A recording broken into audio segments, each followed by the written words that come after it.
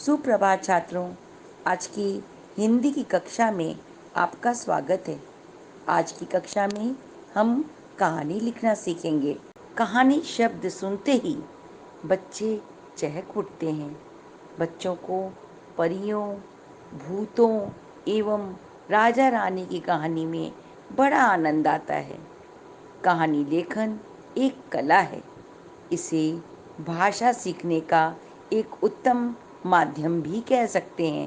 कहानी के 4 अंग होते हैं। पहला कथा वस्तु, दूसरा पात्र का चरित्र, तीसरा उद्देश्य, चौथा कथोपकथन। कहानी की कथा वस्तु जीवन से जुड़ी या कल्पना पर आधारित हो सकती है। पात्र देवी देवता, भूत प्रेत, परियों, राजा रानी या कोई साधारण आदमी भी हो सकता है। कहानी का उद्देश्य पढ़ने वाले को शिक्षा देना है। अतः कहानी में इसका उद्देश्य अर्थात शिक्षा अवश्य होनी चाहिए। कथोपकथन का अर्थ है पात्रों की बातचीत या आपस में संवाद।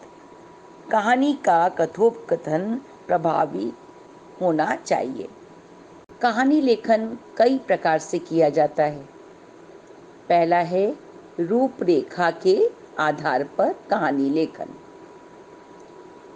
दूसरा है संकेतों के आधार पर कहानी लेखन।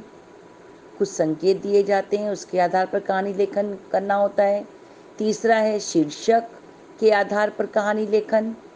चौथा अपूर्ण कहानी को पूर्ण करना, अधूरी कहानी दे दी जाती है उसे पूर्ण करना होता है। पांचवा चित्रों के आधार पर कहानी लेखन और छठा है शब्दों के आधार पर कहानी लेखन। तो बच्चों, हमें दिए गए शब्दों, संकेतों या रूपरेखा जो भी है उसे ध्यान में रखते हुए कहानी की कल्पना करते हुए हमें कहानी लिखनी होती है। कहानी की रूपरेखा बिखरे हुए मोतियों की तरह होती है, जिन्हें चुन चुन कर उचित स्थान पर रखकर सुंदर, सरल, शुद्ध एवं लय वाली माला बनानी पड़ती है। अर्थात कहानी लिखने का अभ्यास करना ही कहानी लेखन है।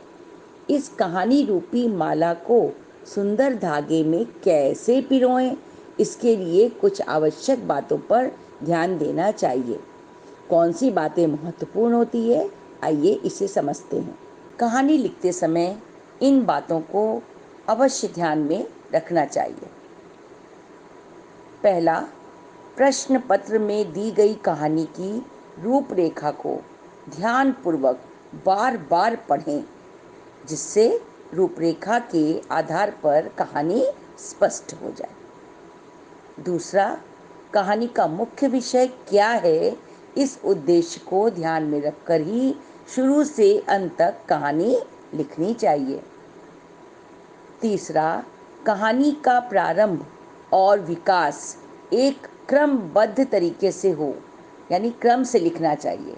अर्थात प्रत्येक घटना एक दूसरे से जुड़ी हुई होनी चाहिए, जिससे कहानी अर्थपूर्ण लगे। चौथा है, कई बार छात्र कहानी को अनावश्यक रूप से विस्तृत लिखकर नीरस व अर्थहीन बना देते हैं। इसलिए ध्यान दीजिए कि कहानी सुंदर भाषा में, सरल और सीमित शब्दों में हो। इसके बाद है पांचवा, कहानी का शीर्षक कथा वस्तु से संबंधित कहानी के मूल भाव को स्पष्ट करता हुआ छोटा, रोचक, भावपूर्ण एवं प्रभावशाली होना चाहिए, जिससे पढ़ने वाले के मन में पढ़ने की उत्सुकता जाग उठे। इसके बाद है कहानी बहुत ज़्यादा काल्पनिक नहीं होनी चाहिए। काल्पनिक होनी चाहिए लेकिन बहुत ज़्यादा नहीं होनी चाहिए। उसमें वास्तविकता अर्थात सच्चाई की छाप होनी चाहिए। शब्दों और मुहावरों का सही प्रयोग करना चाहिए। कहानी का अंतिम भाव उपदेशात्मक और प्रभावशाली होना चाहिए। उसे कहानी के अंत में ही लिखना चाहिए। कहानी में घटना स्थान, पात्र या दृश्य का वर्णन अवश्य करना चाहिए। उनके नाम भी लिखने चाहिए। उसके बाद है कहानी। पात्रों के बीच आवश्यकता अनुसार वार्तालाप या संवाद ज़रूर होने चाहिए। ये संवाद स्वाभाविक, छोटे और स्पष्ट होने चाहिए। उसके बाद है पूरी कहानी भूतकाल में लिखनी चाहिए। पात्रों के संवाद वर्तमान काल या भविष्य काल में हो सकते हैं, लेकिन कहानी भूतकाल में ही लिखी जाती है। उसके बाद रूपरेखा पे आते हैं। रूपरेखा में दिए गए किसी भी संकेत को छोड़ना नहीं चाहिए। रूपरेखा के संकेतों को उसी प्रकार लाइन से ही लिखना चाहिए।